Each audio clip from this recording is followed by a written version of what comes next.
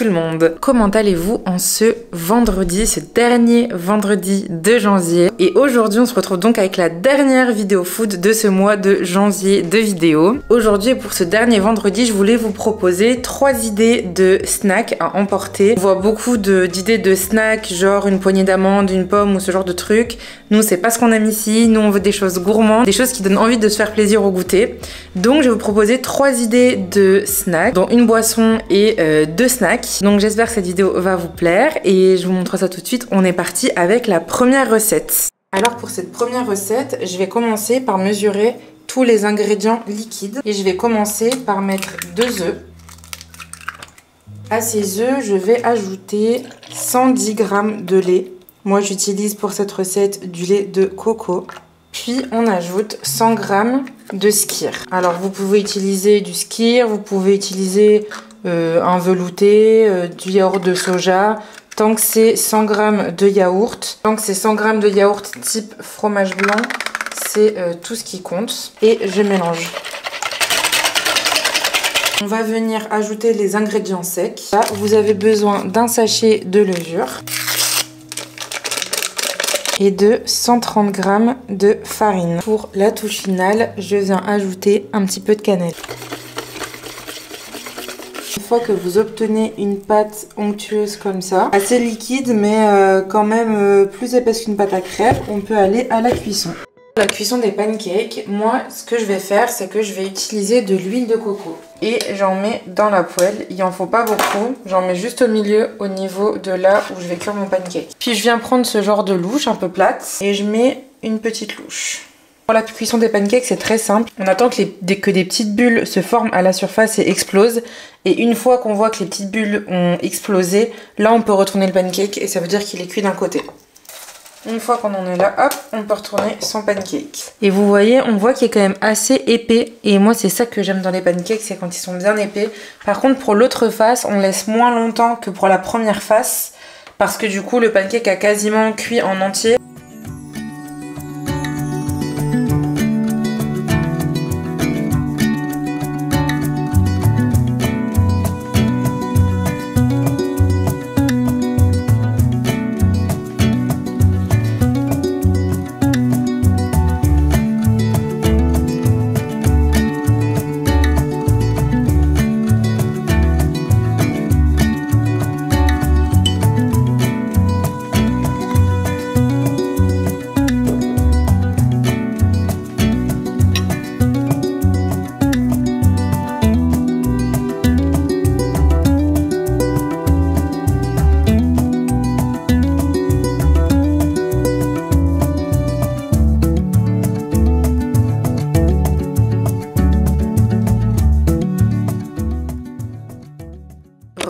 Regardez-moi cette montagne de pancakes. Ça a l'air trop bon.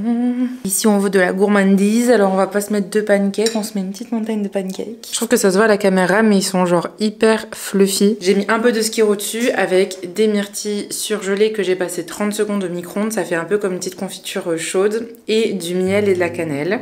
Donc c'est parti pour goûter.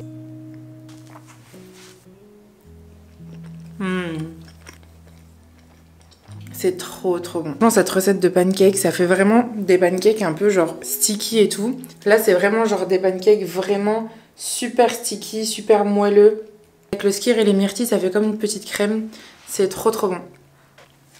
Vous savez à qui je vais faire goûter? À Enzo. Il est rentré de la balade d'Albus. J'ai fait des pancakes, je voulais que tu les goûtes. Enzo rentre de la balade d'Albus. On ne te voit pas. C'est vrai que c'est plus grand que moi. Faut que tu recules. Oula, ça a l'air bon ça. C'est à quoi? C'est des pancakes au fromage blanc. Le bruit que vous entendez, c'est Albus qui est en train de manger le fond du pot de fromage blanc. Bon allez, bon app. Je vais aller au sport en plus. Bah tu pourras les manger pour le goûter. Alors Non, ça sera bon. C'est la recette et dites-nous en commentaire, bah je te les laisse du coup, tu vas les manger pour le goûter. Allez, bisous. Bon bah je vous laisserai tester, vous me direz en commentaire ce que vous en avez pensé. Bon, maintenant qu'Enzo est parti avec la montagne de pancakes, on va s'occuper de la deuxième recette qui est une recette de boisson. Moi je sais qu'il y a des moments au goûter où j'ai plus envie d'avoir un truc frais, genre une petite boisson rafraîchissante ou ce genre de choses. Moi j'adore les smoothies mais je sais qu'il y a des gens qui sont pas hyper fans du côté un peu épais du smoothie. Donc du coup je voulais vous proposer une boisson, c'est pas vraiment un jus, parce qu'il y a du lait de coco dedans. C'est une recette spéciale à base de lait de coco et de fruits. Vraiment une boisson qui vous donne un petit coup de fouet, un coup de boost dans l'après-midi. C'est parfait pour remplacer un café, c'est parfait quand on a un après-midi, on n'a pas le temps de prendre un vrai goûter ou de se préparer un vrai goûter, parce que c'est une boisson qu'on peut tout à fait préparer à l'avance, même si évidemment c'est mieux de se presser un fruit et de le boire dans la minute. Ça reste quand même une alternative super saine, je trouve, au classique pause café ou canette qu'on prend au distributeur. C'est une boisson un peu pink coconut que moi j'adore. Vous allez voir, je vais utiliser un extracteur de jus, mais vous n'en avez pas du tout besoin parce que c'est une boisson que vous pouvez faire tout à fait avec un mixeur. Je vous montre ça tout de suite. Je vais d'abord commencer par découper tous mes fruits. Je vais commencer avec un pamplemousse.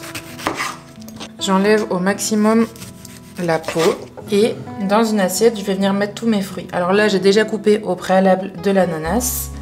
Donc vous voyez, j'ai 3 petits morceaux d'ananas. Donc là, je vous donne les quantités pour un jus. Je vais mettre mes morceaux de pamplemousse. Je vais couper maintenant un bout de grenade.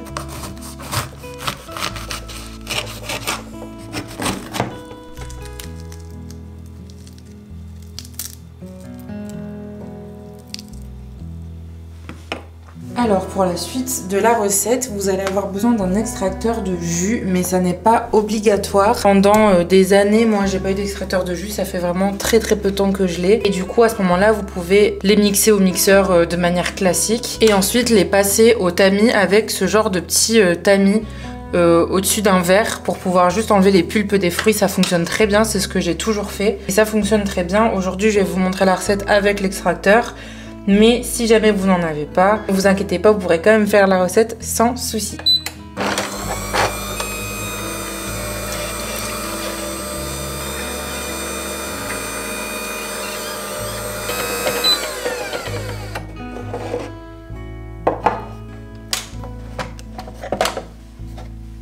Je vais venir utiliser maintenant du lait de coco sans sucre que je vais ajouter à cette préparation. Je vais venir mesurer une cup de lait de coco. Si vous n'avez pas de cup, une cup c'est l'équivalent de 250 ml. Et je vais venir bien mélanger tout ça. Et pour terminer, j'utilise ce genre de petite bouteille. Donc ça c'est une bouteille lémonette. Des petites bouteilles en verre que je garde pour pouvoir après faire des petits jus emportés, des petites boissons emportées.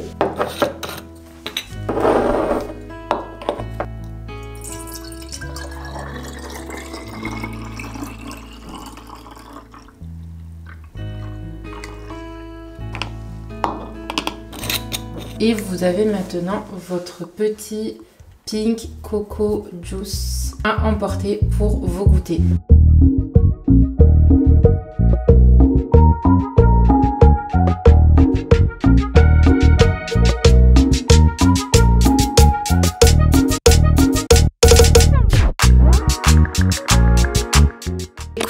On se retrouve pour goûter ce petit pink coconut. Comme vous le voyez, j'ai mis des petites copeaux de noix de coco autour de mon verre pour la présentation et aussi pour le goût. La vôtre.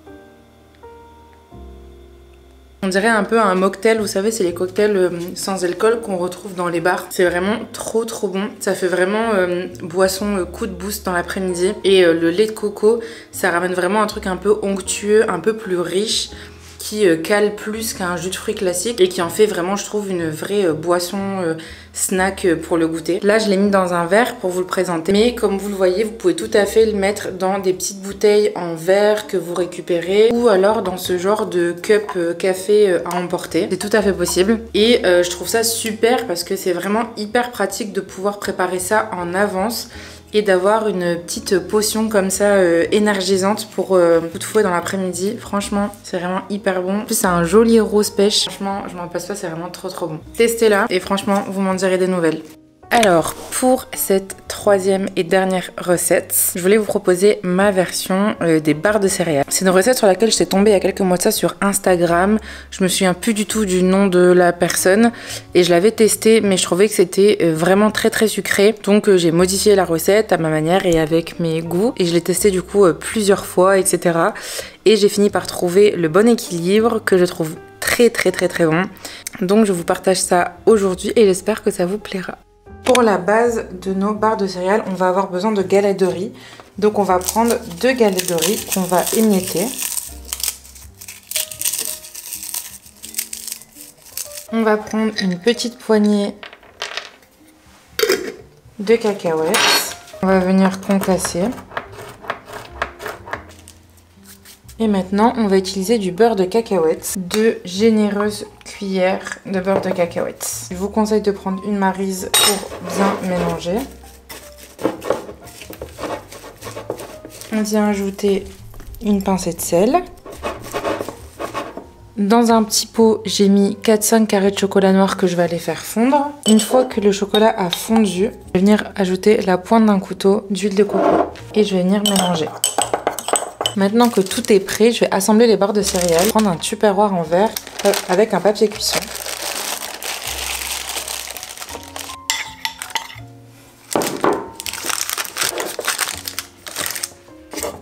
Comme vous le voyez, j'ai bien tassé seulement sur la moitié du récipient pour qu'il y ait quand même une bonne épaisseur au niveau de la barre. Et au-dessus de ça, je vais venir ajouter le chocolat.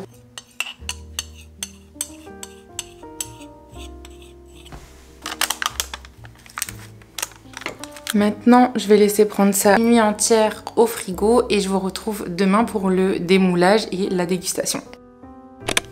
Bon, je vous retrouve le lendemain. Donc j'ai laissé les barres de céréales reposer toute la nuit, ça donne ça. Donc je vais les couper, je vais les mettre dans une assiette et on va faire la dégustation ensemble.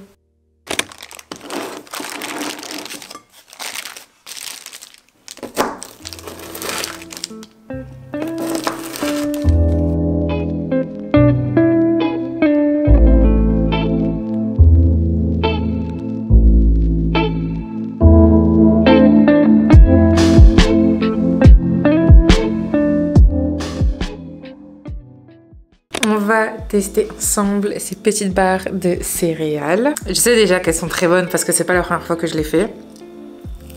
Et en effet, elles sont très bonnes. Franchement, elles sont très bonnes. Moi, je mets pas de sucrant parce que j'aime bien quand c'est pas trop sucré. Mais si vous voulez les faire plus sucrés, vous pouvez rajouter du miel. Je l'avais déjà fait à un moment donné. Et franchement, c'est trop bon. Et ça, avant une séance de sport ou même pour un snack classique, ça vous donne grave de l'énergie parce que entre la galette de riz, le beurre de cacahuète et les cacahuètes, franchement, c'est super équilibré et ça donne grave de l'énergie. Donc voilà, et je trouve ça trop pratique à emporter genre à l'école, au travail et tout. C'est trop pratique et c'est très bon et très simple à faire. Voilà! Cette vidéo touche à sa fin, j'espère qu'elle vous a plu, j'espère que les recettes vous ont plu et qu'il y en a certaines que vous allez vouloir vite tester.